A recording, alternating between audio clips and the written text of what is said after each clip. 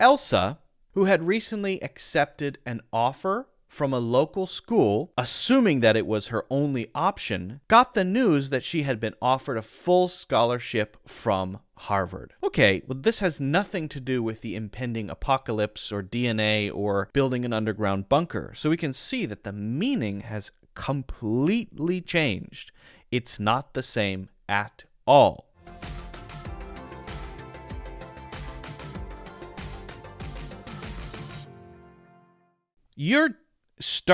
Let's say you're starting a business, okay? And you have a very small budget for starting your business. You say to yourself, I want to have a website so that people can find out information about my business, right? And I want to make sure that that website is well structured, the information is clear, right? That I'm presenting things professionally. But I don't have a lot of experience doing that. I can use Squarespace or something like that, or Wix to make a simple website. But again, I don't have the team of 20 researchers to tell me what is exactly the best structure and how to organize the checkout for people who want to buy things, right? Okay, well, what could you do there? You could think of the companies who do it well, who are the best at it, as your R&D department, right? So what you do is you go onto Amazon, you go onto Apple, and you look at their flow. You look at their website, and you don't copy it exactly because maybe you're not selling computers or a bunch of random stuff. This is just an example. What you do is you look at what they're doing and you ask yourself, what is it about what they're doing? What is it about that makes it work? And how could I copy some of the same principles that they're using, the same basic ideas, to make it then my own, which will hopefully allow it to work, right? How can I take that as a model? So you model it and say the checkout will follow generally Amazon's checkout process. But I'll change a few things, but I'm generally going to keep it like that, right? Or maybe the home page of Apple's website. It flows so nicely, the way that they organize everything. I'm going to model that basic structure, with of course, my own content. Okay, so why am I talking about that? E-commerce. Oh, it's because I think you can do the same thing for grammar. There are a few different ways to learn grammar. One way is to basically take a structure from a grammar book and a couple of examples, and then try to put the sentences, your own practice sentences, together using that structure. Subject plus blah, blah, blah, plus ing, blah, blah, blah. And it's okay. It can work. It can be a good way to do it. But to be honest with you, it's not a great way of giving you an intuition for that. But instead, if you want to learn grammar, this is how you model. If you take a complex sentence or sentences, start with one sentence, that is not very familiar to you, and you say, okay, what is the basic structure here? Then you simplify it so that it kind of is in its basic skeleton form, the bones of the sentence. You now have a basic understanding of how it works. Then you take those bones, that basic structure of that sentence, and then you build out more sentences based on that. It's a kind of play, right? But by modeling it in this way, you're learning grammar without having to learn what everything's called. You're learning grammar in the way that native speakers of any language learn the grammar of their language. That intuition comes from seeing the examples, kind of playing with it, looking at it, and trying to make your own. And it is not that important to know, okay, this is a relative clause, or that's the subject, or there's a past participle over there, or something like that, right? Or you've dangled your participles. Get that dangling modifier off my lawn, right? That sort of thing is one way, this modeling technique. And that's why I mention the e-commerce approach. You're kind of using an example from someone else, something that's good, to then hack your brain a little bit to understand what's going on, then you can start using it yourself, right? So why don't we just look at some examples here? We go through the process. I'll just quickly write it down for you so that you can have the basic steps, and then we're going to look at the example, all right? So one, we look at let's put it in quotes, good example sentence. Step 2, reduce that sentence to its bones. That means we simplify it so that we can see, oh, I see the structure, right? If you say, Shirley Maddox gave an ornate opalescent screwdriver to her dearest comrade in arms, Gregory, right?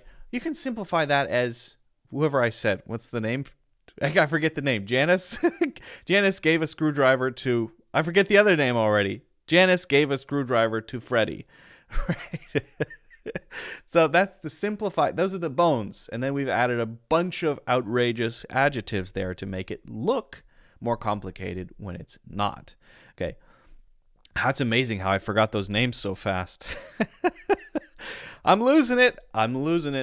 Getting old. Reduce that sentence to its bones. And then 3, make a new sentence with those bones. And when I say bones, you know what I mean. I'm talking about the structure, right? The basic structure. You can change the meaning. You can change a lot of things. But we're just talking about the basic structure. Okay. Now that my eraser's huge. If you're listening to this rather than watching, I'm going to be saying as much as I can so that you can understand by listening. But if you hear me writing here, I'm writing on the blackboard.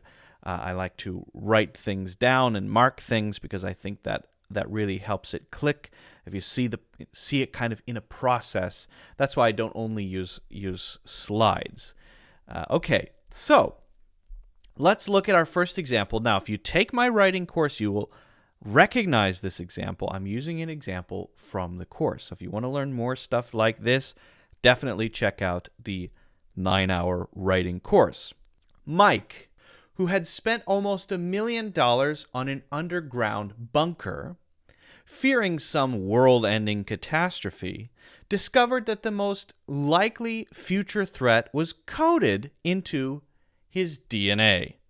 I said coded, not coated. Okay? All right. So what's going on here? Step 1, we've chosen our sentence. Step 1 is actually complete. So the challenging part is to simplify this. Okay, so we have a subject. This is Mike. Subject is what the sentence is about. It's about Mike generally. And then we have a comma after that and a who. Okay, well, a comma after it followed by a who is going to tell us that, and look, there's another comma then at the end of this, that this whole piece between the commas is kind of like extra information. Now, if you want to know what this is called, it is called a relative clause, right? And it is not an essential relative clause. It is what's called a non-essential relative clause. Again, grammar words, so who cares, right? But essentially what that means is if you wanted to, you could remove the entire piece between the commas, and it would not affect negatively the meaning of the whole sentence. In other words, the whole sentence is in place. The whole sentence works by itself, and we have inserted extra or bonus information. It's non-essential or not essential because it can be removed. So Mike, who had spent almost $1 million on an underground bunker, comma, fearing some world-ending catastrophe, comma, why don't we just say Mike, comma, fearing some world-ending catastrophe, comma, great, right? So I can remove that whole thing if I want to, just so you know, all right? So we have that bonus information. But then, right, we have another comma and another comma. So we have Mike, who had spent almost $1 million on an underground bunker, comma, fearing some world-ending catastrophe. Catastrophe is like a disaster, comma. Wait a second. this is another thing between two commas, which is bonus information. So we have two chunks of bonus information, and we could remove both of them. Because if I take both of these out, both of the things between the commas, and just read the sentence as it is with its basic structure, it goes like this. Mike discovered that. Take it all out. Okay, so that's just to notice the sort of basic structure, right? And I could take one or the other out. I could say Mike, who had spent almost $1 million on an underground bunker, discovered. Or I could say Mike, fearing some world-ending catastrophe, discovered. Or I can choose to put both there. I made this to point out that some things that make sentences look very long and complicated are actually not complicated at all. Who had spent $1 million on an underground bunker? If we took that and we replaced the word who with Mike, then there would just be a sentence there. Mike had spent almost $1 million on an underground bunker, right? Okay. Now, it's a little different with fearing some world-ending catastrophe. We'd have to change the grammar a little bit for that to be a standalone sentence, but it's the same basic idea. Okay. So we've got that now. Now, what about the rest of it? Discovered that the most likely future threat was coded into his DNA. So Mike discovered something. What did he discover? He discovered that his worries about the world ending, all of the bunkers and nuclear war and all of that stuff that he's afraid of, zombies and maybe giant chickens or turkeys, giant turkeys, apocalypse, whatever he's afraid of, he found out that actually it's in his DNA. Maybe he's the first zombie or something like that, and he took a Tylenol that had zombie DNA in it, and now it's in his DNA. So let's simplify that. Mike discovered that the danger was discovered that the most likely future threat, that's all extra too. We don't need to have all of that. Discovered that the most likely future threat, the danger. Okay, we could replace that with the danger. Discovered that the danger was coded into his DNA. Sure, we could say that, but why don't we just simplify that was in his DNA? Oh, okay, that's simpler. So the ultimate simplicity here would be Mike discovered that the most likely danger was in his DNA. Well, that's suddenly very simple, right? But we want to practice the relative clauses and the bonus information. So what we'll do is include some of that in our skeleton, in our bones sentences to practice modeling, right? So let's look at then a simplified version of this so that we can then use it as an example to then build other sentences with completely different meaning. All right, so let's do that. Here we go. Mike, who had spent a lot of money on a bunker. So Mike, comma, who had spent a lot of money on a bunker, comma, fearing a disaster. So we've still got those two things there, right, between the commas. It's just that they're a lot simpler now. This is way shorter. Mike, who had spent a lot of money on a bunker, fearing a disaster, learned that the most dangerous threat was in his DNA. Okay, so this is much, much simpler. Do we have the same basic structure here? We've got Mike, the subject, the comma, the who, the relative clause, right? Then the something about the who. Mike had spent a lot of money on a bunker, okay. And then another comma, and then more bonus information. We started the last one with ing, so let's use ing. Fearing, okay, worrying about, fearing a disaster. Instead of all of that, some world-ending catastrophe, we just simplify it to fearing a disaster. Okay, fearing, and then something after that. And then we have the verb that's actually connected to Mike, because we could remove all of that, remember, and just say, Mike learned. Okay, so learned that the most dangerous threat was in his DNA. The basic structure of the sentence, again, is Mike learned that the most dangerous threat was in his DNA. And then those two pieces, which are still there, are simpler, shorter, but remain. Okay, the relative clause followed by the parenthetical which starts with fearing. Again, don't worry too much about what this is called, And if you can't see this, make sure you maybe go to where YouTube is probably the best place to find it and look at the example. Or, again, you can see this example also in the course. This is one thing I talk about in the course in a bit more detail, though, to be honest with you. Okay, so now notice that we haven't really spent a lot of time defining grammatical terms, or we haven't spent a lot of time writing out little diagrams. We haven't spent a lot of time doing SUB plus SUB comma plus comma plus relative pronoun plus. Okay, we haven't done all of that stuff that we could have done, but I really want us to emphasize what's more important here, which is kind of feeling it. And I know that's often not comfortable, but that's how language learners learn languages. They do it by getting exposure to a lot of different grammatical structures and then playing with those and doing it themselves. That's how every native speaker of any language has done it, right? Okay, so now we look at another example using the same basic structure, but we change the meaning. So remember, step 3 now is we completely change the meaning. Okay, so let's look at that.